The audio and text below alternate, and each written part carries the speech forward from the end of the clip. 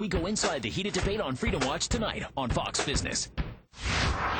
He's cracking down, but they're not rising up. New York Governor Andrew Cuomo also cutting union benefits, but unions are not taking to the streets against him. In Wisconsin, it's all out war against the Republican governor, but in New York, not so much. They're not happy with their Democratic governor, but they're not out protesting their Democratic governor just yet.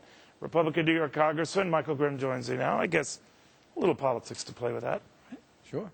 Absolutely. I think one of the biggest differences, though, is the collective bargaining rights. When you take that off the table, that's a big hit to the unions, and I don't think we're going to see that here in New York City.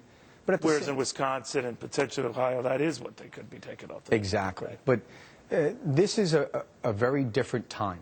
I mean, we have kicked the can down the road at every level of government for so long that we're out of road at this point. So those that are elected, Democrat, Republican, it's not a partisan issue. We're broke. The federal government is broke. The states are broke. We have to do something. But it's not sustainable. Bit of a partisan issue, right? Because you're right about what's happening in New York and all this. The reality is catching up. But his cuts are not nearly as draconian as some Republican counterparts.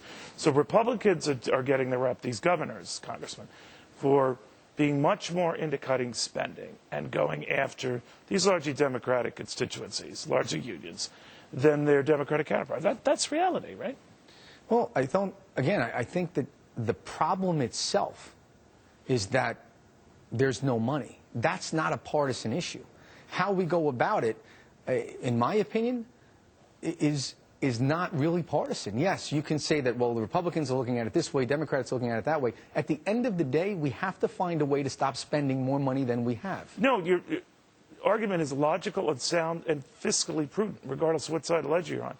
But in the end, these rallies and the way they get covered, particularly by the media in general, not Fox, of course, get some currency and steam. The people say, well, wait a minute, these Republicans got to be heartless bastards. Sure. No, it's a tough thing. But here's the problem that I see as a bigger problem. What comes out of this when you have that media bent, which is that left bent, is that you start hearing people say things like, well, New York should just declare bankruptcy.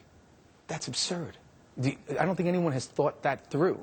Do you realize how many seniors, especially Staten Island, Brooklyn, where I represent, rely on municipal bonds and that income to come in?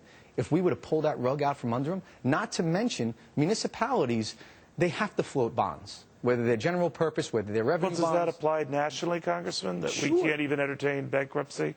We can't entertain even temporary insolvency? I don't think a temporary shutdown in the government? No, I don't. There's a difference between a temporary shutdown of the government and so not paying your bills is not paying your bills? Declaring bankruptcy. No, there's a big difference. So you think we could still maintain paying our bondholders? Absolutely. And you would advocate that? No question about it. Listen, the United States made obligations. I was taught as a very young man, you shake hands, you give your word, you have to honor those obligations. But what the hell are you doing in Washington? I'm the one among many that went there to change the way it's always been. Well, you're a good egg, Congressman. Good seeing you again. Thank you very, very much. Thank you. When we come back, more tough love in Jersey. So how is it even union households still love the governor of Jersey?